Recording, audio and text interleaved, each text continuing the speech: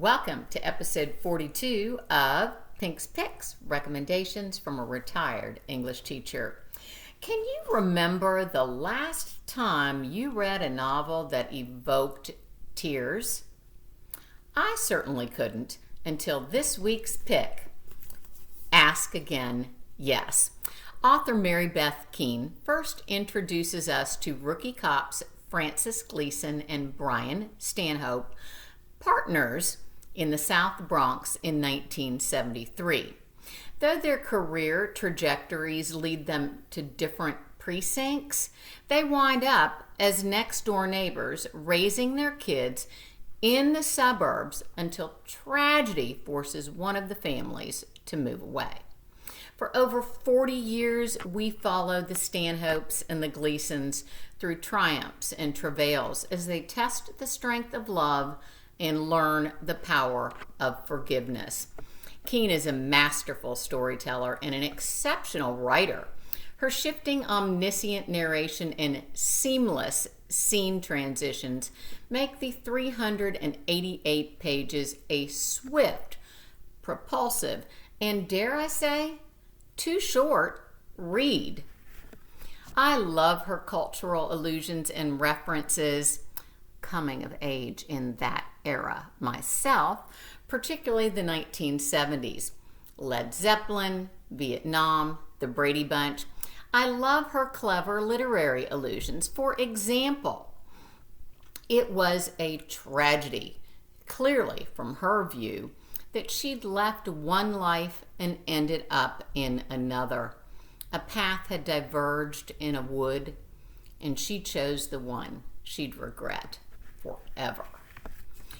And her references to plot structure. He knew exactly what she meant, but it was exhausting to think about it all the time, to drag the weight of their shared history around with them every minute of the day.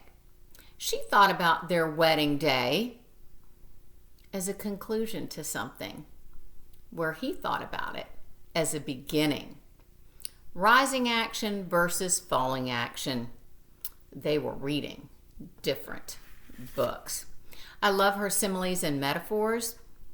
The quiet of the house when she kept to her room was not the peaceful silence of a library or anywhere near as tranquil.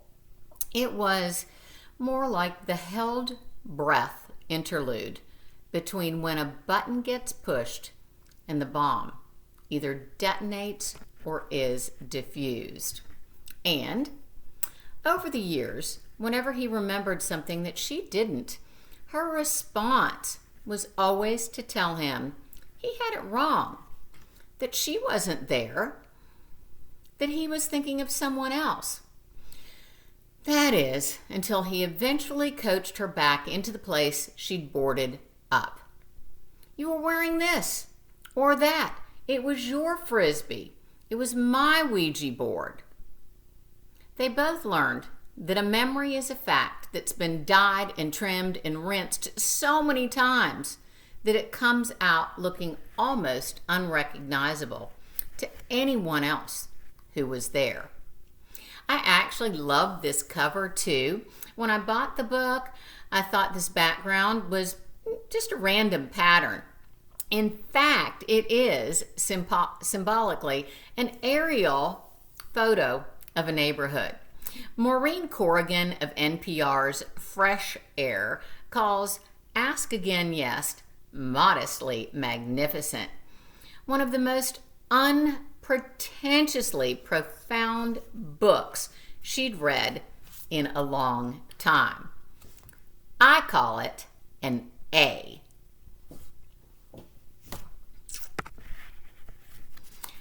Additionally, I'm such a cornball. I found it so interesting in her acknowledgments that one of the early draft readers whom Keane thanked is Janine Cummins, author of American Dirt, from episode 4. On another note, guess what title Barnes & Noble named as this week's classic? I do have some objections to their use of the word classic, but fully support their selection.